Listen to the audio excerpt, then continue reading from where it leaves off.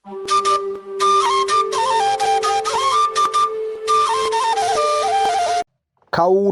ɓiɓɓe diwal Adamawa ara ɓe ngaɗi hawritirde maɓɓe maapindiire ha nder berniwol Tibati ngam jo'ingo ɓen suklaniiɓe ardango kuugal ara ha nder departement Dinjerem.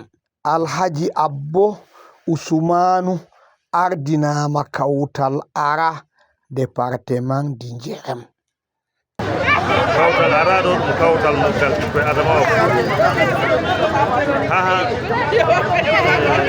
devise maga ɗo ɓeɗo wiya yo unité solidarité be nanta développement komin ɗo yela développement on sala nde Tibati ɗo warta leddi man kayri wona nanandi hande Cameroun ngam Allah hokki en kuje pat ko ɓe wiyata Adamawa ɗo château d'eau du Cameroun ɗum sembe may ɗum leddi amin Tibati ɗo hayruji dama ɗo ha ɗo wato se min wiyama be fulfulde ko ma bo be français min kadi ɗum paradis terrestre on.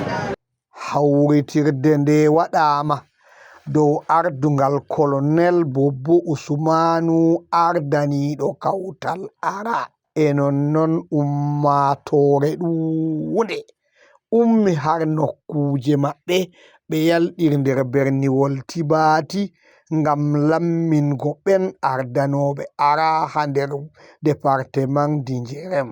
Mo Allah ɓangi daraja laamiɗo Tibati hawtade be lawan be kagoto e nonnon be jawro en feere feere ummatoje wari hebbini suudu ndu ngam yiigo seedago ɓen ardaniɓe ara njerem.